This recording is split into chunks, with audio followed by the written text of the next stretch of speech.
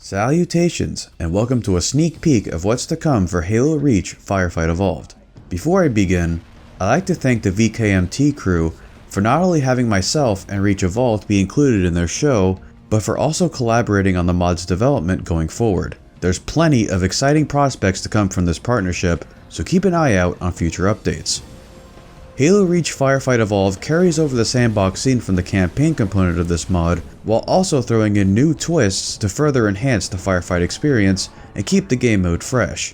Instead of starting the match on the ground, all 4 players will be sitting inside a Pelican that's making its way to the battlefield. Sitting next to the players are 4 Marines that will assist you in battle. Waiting for you is a large group of Covenant forces that have set up defensive positions around the map, set up in a way that references the encounter seen in this area on the 2nd level of Halo 1. To start Firefight and advance to the first set, you have to clear out every Covenant unit present in this encounter once your Pelican lands. As you engage the Covenant, the 4 Marines will follow you and provide their assistance. Once there are 7 enemies left alive, they will be blipped with hostile tags to aid players in finding the last enemies much sooner. With the last enemy killed, Firefight truly begins, with the weapon drops coming in and some messages hinting at what's to come in the rounds ahead. At the start of round 2, an auto turret from the package mission becomes available for players, and acts the same way it does in the aforementioned level. On round 3, the resupply Pelican will drop off a pretty iconic character, the Master Chief. He's armed with a sniper rifle because this is most likely what players in Halo 1 would be using at this part of the 2nd level. Like the Marines, he'll follow you around, and when enemies get too close, he'll pull out a pistol to better defend himself at close quarters.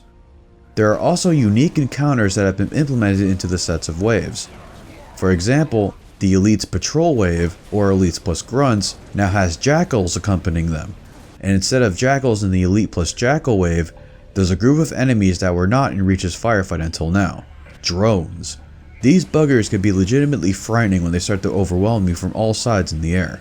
The Banshee that periodically appears on this map can now be hijacked, and the Banshee itself performs quite differently now. It's essentially a hybrid between the Halo CE and Halo Reach Banshee iterations. The twin cannons fire at the same time and use the plasma pistol's firing sound much like in CE.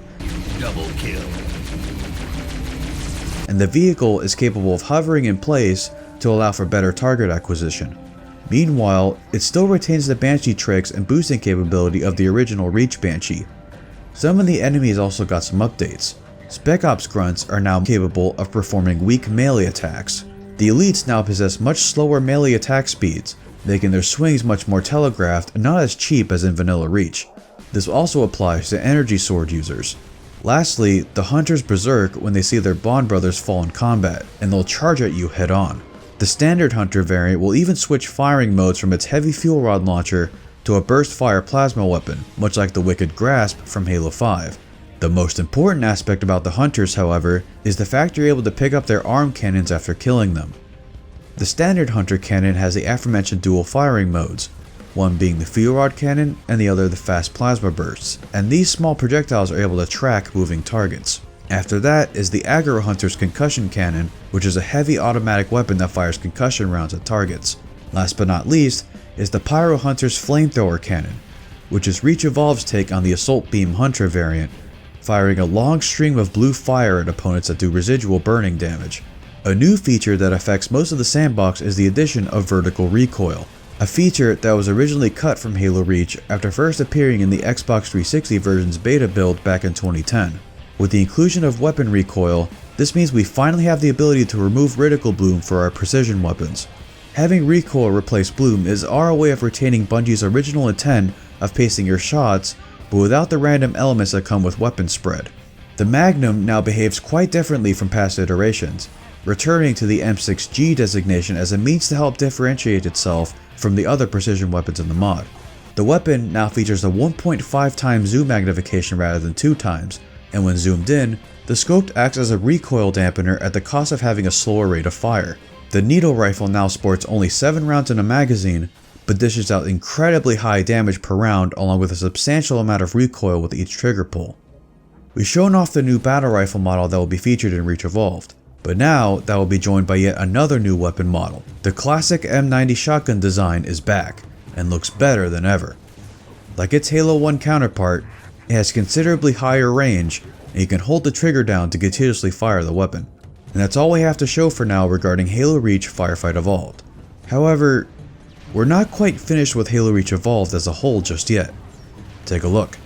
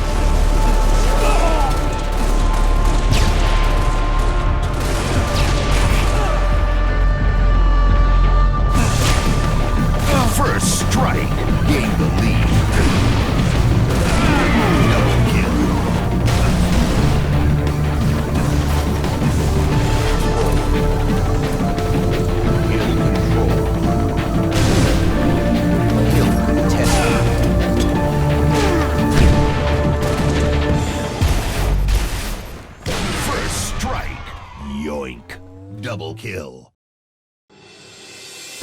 Campaign, Firefight, and now multiplayer, Halo Reach Evolved has become much more than a PvE mod.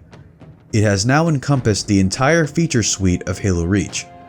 Like what 343 is doing for Halo Infinite's sandbox between their PvE and PvP modes, the Reach Evolved multiplayer sandbox will see significantly different balancing decisions compared to Campaign and Firefight, resulting in an overall experience that features sandboxes specifically designed from the ground up to be fun and engaging no matter which mode you play.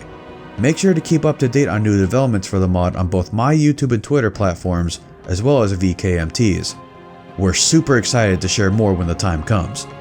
This is the Vengeful Vadim, and I'll see you on the great journey.